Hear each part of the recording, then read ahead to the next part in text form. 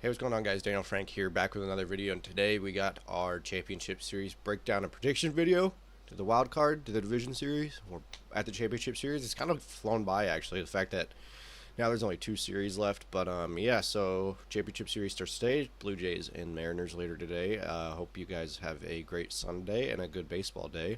But today we're going to break down these series. I'm going to start first with the Blue Jays and the Mariners series. First, my prediction. I believe that the Blue Jays will beat the Mariners 4 games to 2. I've kind of flip-flopped on this prediction a couple times.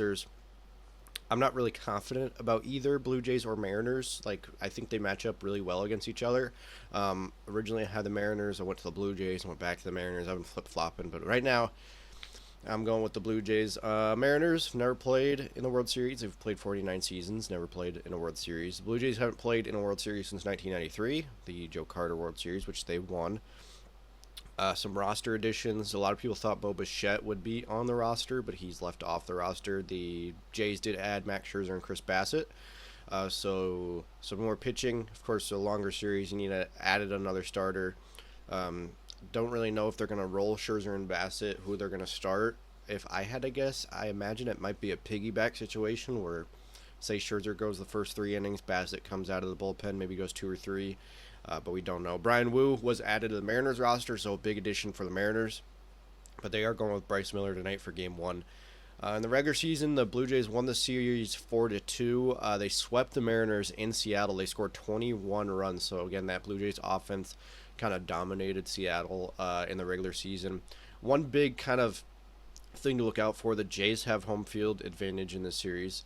The Mariners had an ERA of 4.5 on the road this season. The Blue Jays had 5.3 runs per game at home, which was third in the majors, first in AL. Of course, it was kind of a topic of discussion in the Yankee series about the Blue Jays' home record and whether or not they're cheating. They're not cheating. It's pretty hard to kind of cheat after the Astros situation with the pitch comms. It's kind of hard to read those pitches. So Mariners kind of pitching and their bullpen needs to step up in Toronto. I mean, there's the potential to play 4 games there. Of course, guaranteed to play 2 those first 2 games. But that's going to be a kind of thing to watch about how the Blue Jays offense does in Toronto and how the Mariners pitching, which is really good, is going to be able to try and negate their home field advantage.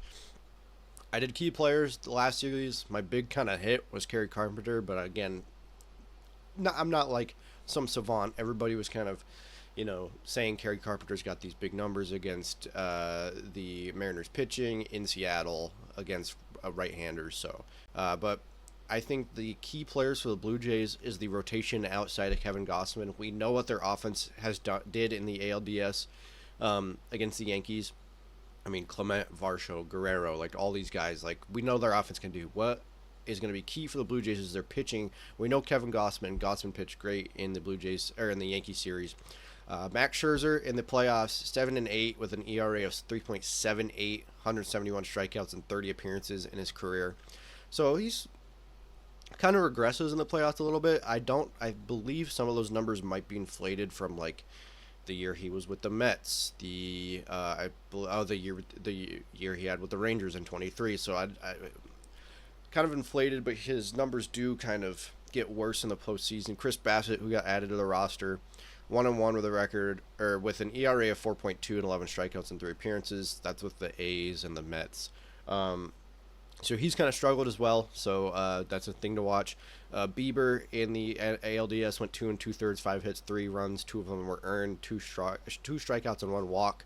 So he didn't really get far in that game. I don't think the Blue Jays planned on him going deep in that game. And of course, Trey Savage, 5 1/3, no hits, no runs, 1 walk, 11 Ks. So really good game for him. He's going to be kind of the pitcher I look for the most to try and duplicate that success. The Mariners offense has sort of struggled so far in the playoffs. So see how Savage can kind of get the Mariners offense to be shut down.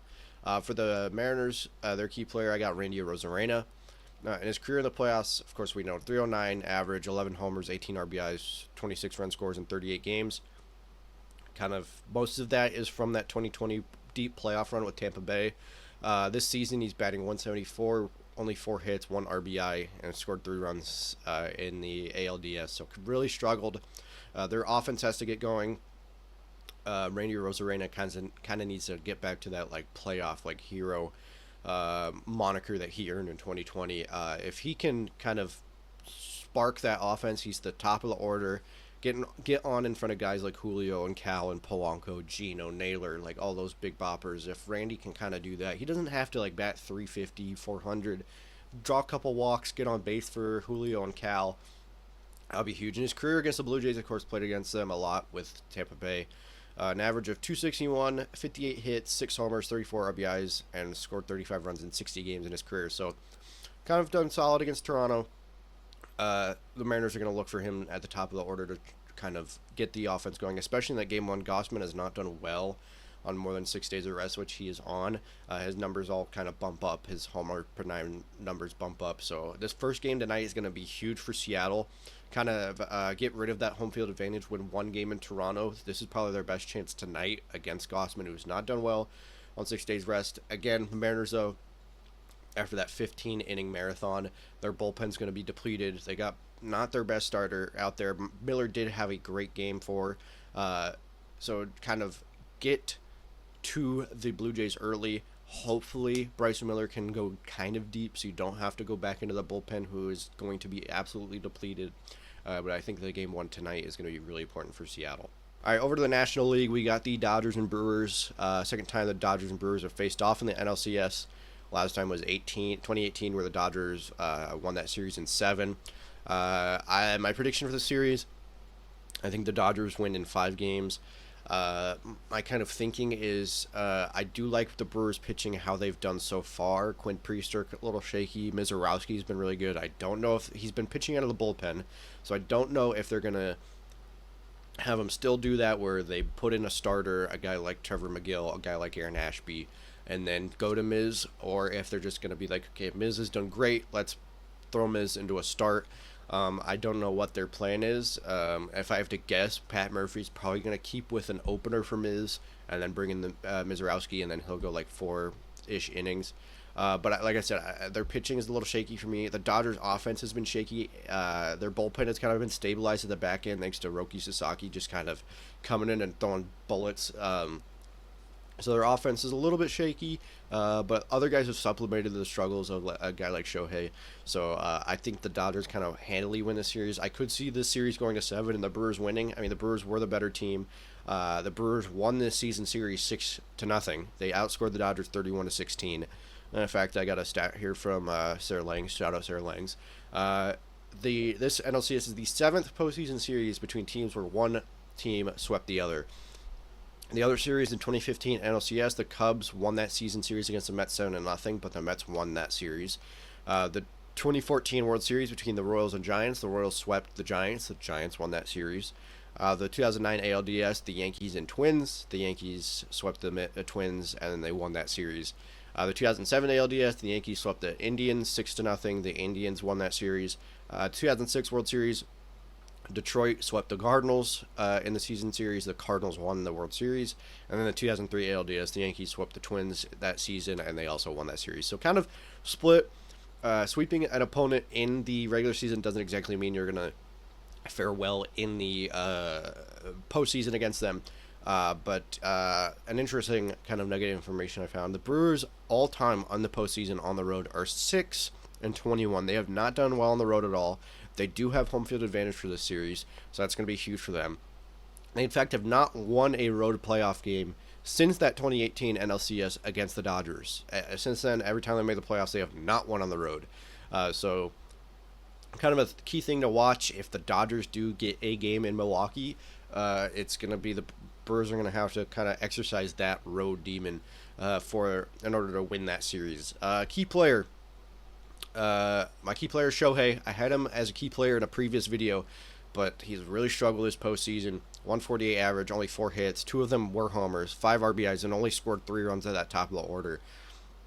Shohei's got to kind of be the Shohei, the superstar, the best player in baseball, the face of the major leagues. He's got to get back to that to get the Dodgers over the hump. He's kind of hasn't stifled the offense, I would say, but like at the top of the order, he has really struggled. He's chasing a lot, watching some good pitches, chasing pitches out of the zone. I will say though, he has supplemented his offensive struggles on the mound. Against the Phillies, he went 6 innings, 3 hits, 3 earned runs, 1 walk, 9 strikeouts.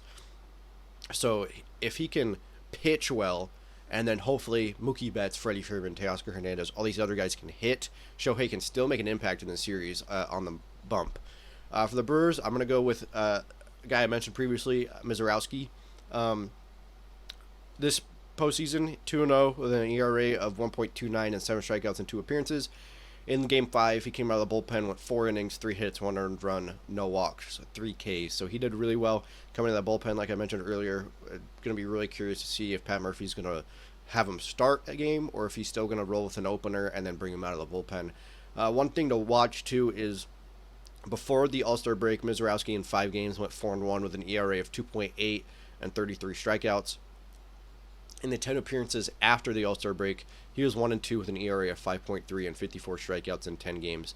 So, again, he really struggled after the All-Star break. Going to be really interesting to see if he can kind of stifle the Dodger offense and if the Brewers can kind of get some more starting pitching. Of course, we know Freddie Peralta, Quinn Priester, a little bit shaky. You got the Mizorowski. It's going to be really interesting to see how the Brewers kind of game plan their pitching against the Dodgers. But yeah, that's my breakdown of predictions. So like I said, with these predictions, I got a Blue Jays-Dodgers World Series, which I think would be really fun.